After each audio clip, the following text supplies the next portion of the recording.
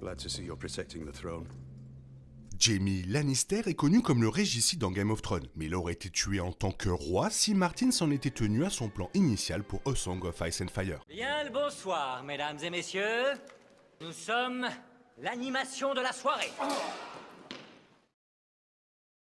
Jaime est l'un des personnages les plus compliqués et les plus fascinants des livres et de la série où il a été brillamment interprété par Nicolas Coster-Waldau. En effet, peu de personnages subissent le même genre de transformation que lui, avec des couches cachées dans son histoire que peu de gens auraient deviné au début. Alors évidemment, les choses ont été brouillées par la fin controversée de Game of Thrones, où il est décédé aux côtés de sa sœur, Cersei Lannister. Mais c'est son début qui est le plus intéressant. En 1993, Martin avait un tout autre plan pour A Song of Ice and Fire, fournissant une structure à ce qui devait être alors une trilogie de livres. Dans cette histoire, Jaime était l'un des acteurs les plus importants, un meurtrier, un voyou et l'homme qui allait devenir roi, même si cela impliquait de tuer tous ceux qui se mettaient en travers de son chemin. Le plan original de Martin pour A Song of Ice and Fire était structuré autour de 3 intrigues globales qui constitueraient les 3 livres qu'il avait l'intention d'écrire. 1. Game of Thrones se concentrerait sur la guerre entre les Stark et les Lannister. 2. A Dance with the Dragon déplacerait alors l'histoire pour la centrer sur l'invasion de Westeros par Daenerys Targaryen. 3. Les Vents de l'Hiver rassemblerait le tout avec une bataille finale contre la véritable menace du Grand Nord, les autres alias les Marcheurs Blancs. À ce stade, c'est la vision de A Game of Thrones que Martin a le plus développée, et c'est là que ses projets pour Jaime comptent vraiment. Comme dans le roman terminé et dans la saison 1 de Game of Thrones, Joffrey Baratheon devient roi après la mort prétendument accidentelle de Robert Baratheon. Cependant, lorsque Joffrey est tué par Tyrion, Jaime prend le trône, tuant ceux qui se trouvent sur son chemin. Martin a écrit: Tyrion continuera à voyager, à comploter et à jouer au jeu de trône pour finalement chasser son neveu Joffrey, dégoûté par la brutalité du jeune roi. Jaime Lannister suivra Joffrey sur le trône des 7 royaumes par le simple fait de tuer tous ceux qui le précédaient dans la ligne de succession et accusant son frère Tyrion des meurtres. La grande question de cette version de l'histoire est de savoir qui Jaime a-t-il tué. La seule réponse claire est le fils de Joffrey et Sansa Stark, les contours ayant révélé qu'ils se sont non seulement mariés, mais qu'ils ont également eu un bébé ensemble qui était donc l'héritier du trône de fer. Si Jaime supprimait ceux qu'il avait précédés dans la ligne de succession, alors il aurait absolument dû tuer ce garçon. Cependant, Martin suggère que Jaime a tué plusieurs personnes, donc cela ne s'est probablement pas arrêté là. Il est possible que Jaime ait tué Joffrey lui-même et l'ait imputé à Tyrion. Fait intéressant, Tyrion étant blâmé pour la mort de Joffrey et entré dans l'histoire de A Storm of Sword et de la saison 4 de Game of Thrones des années plus tard. Les frères et sœurs plus jeunes de Joffrey, Tommen et Myrcella, ne sont pas mentionnés, mais il est plausible qu'ils existaient et Jaime les ait tués également. Il n'y a aucune mention du fait que Jaime soit leur vrai père à ce stade. De même, il est fort probable que Jaime ait également tué Stannis et Renly Baratheon. Bien que ce ne soit pas dans la ligne de succession, il semble également que Jaime ait tué Robb Stark, ou du moins qu'il ait joué un rôle clé dans sa défaite, car la guerre entre les Lannister et les Stark en était une grande partie et Ned a été tué comme lors du final. Robb remporta plusieurs victoires splendides et mutilera Joffrey Baratheon sur le champ de bataille, mais à la fin, il ne pourra pas tenir tête à Jaime et Tyrion Lannister et à leur allié. Robb Stark mourra au combat et Tyrion Lannister assiégera et brûlera Winterfell.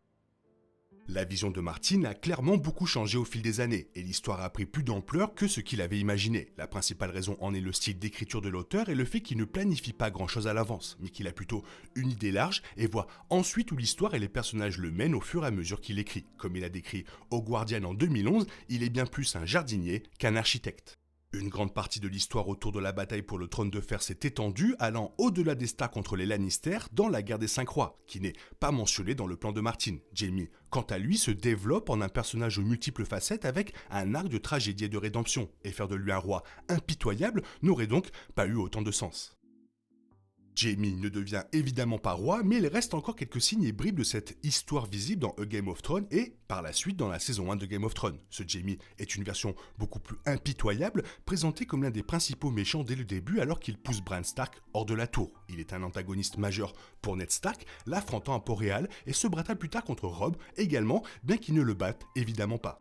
Malgré ce qu'est devenu Jaime, il n'est pas aussi difficile d'imaginer que cette première version reste plus proche des grandes lignes. Il existe également d'autres indices subtils. Ned se souvient avoir trouvé Jaime assis sur le trône de fer après avoir tué le roi Aerys de Targaryen pendant la rébellion de Robert, ce qui aurait pu être un présage. On dit également que Jaime ressemble exactement à ce qu'un roi devait être, selon les pensées de Jon Snow dans le premier livre. Le livre voit également Jaime nommé de manière controversée gardien de l'Est, alors qu'il était déjà sur le point de devenir gardien de l'Ouest après Tywin Lannister. Ces deux postes lui aurait conféré beaucoup d'influence politique et surtout de pouvoir militaire. Il aurait donc pu monter un jeu pour devenir le roi. Il n'est pas clair si Cersei existait lorsque Martin a créé sa première structure pour le livre, mais puisque le coma de Bran est mentionné, il est raisonnable de supposer qu'elle était là, mais qu'elle a gagné en importance au fur et à mesure que l'histoire avançait. Et avec cela, ce qui semble remarquable, à la fois dans les livres et encore plus dans la série, c'est la façon dont elle a adopté les pires traits qui étaient à l'origine ceux de Jaime. Elle s'implique beaucoup plus dans les guerres qui se déroulent, de plus en plus à vie de pouvoir et fera absolument tout pour le prendre et le conserver. Cela, dans Game of Thrones, l'a conduit à devenir reine. C'est un peu moins probable que cela se produise dans les livres où Cersei n'est pas aussi intelligente ni aussi importante pour l'histoire. Il est difficile d'imaginer qu'elle contre Daenerys soit le conflit final, puisque le jeune Griff, apparemment Aegon Targaryen, est sur le point de prendre le trône de fer avant que Daenerys n'arrive à Westeros. Néanmoins, des parties de Jaime existent au sein de Cersei et montrent comment la vision originale de Martin persiste tout au long de A Song of Ice and Fire et bien sûr de Game of Thrones. Je sais depuis longtemps que Martin n'est pas un planificateur détaillé des choses, il n'est donc pas surprenant que l'arc de Jaime ait tellement changé par rapport à ce qu'il avait initialement envisagé, mais cela me rend néanmoins plus impressionné par la façon dont il a géré la situation à partir de ce point de départ, réalisant un revirement assez remarquable avec le personnage qui montre vraiment pourquoi il s'agit de l'une des histoires de personnages les plus fortes de A Song of Ice and Fire et par la suite de Game of Thrones. Il est possible de voir des éléments du Jaime original dans le premier livre et la saison 1 où il est simplement plus antagoniste. En fait, c'est le genre de gars que, même si vous appréciez son charme espiègle, vous ne pouvez pas imaginer l'aimer. Cela montre vraiment le talent d'écriture de Martin et plus tard celui non seulement des scénaristes de la série, mais aussi de la merveilleuse performance de Nicolas Coster-Waldau que j'ai longtemps considéré comme un personnage remarquable parmi les acteurs de Game of Thrones. Ce qui est particulièrement intéressant, c'est sa relative simplicité. Jaime étant capturé par les Stark change un peu la dynamique et la façon dont nous voyons son personnage, mais c'est vraiment lorsqu'il s'ouvre à Brienne dans A Storm of Sword ou Game of Thrones saison 3 épisode 5 que tout change, avec ce peu d'histoire complétant simplement la vérité du nom régicide et surtout cette relation improbable avec Brienne, Jaime se transforme en un personnage complexe, incompris et tragique.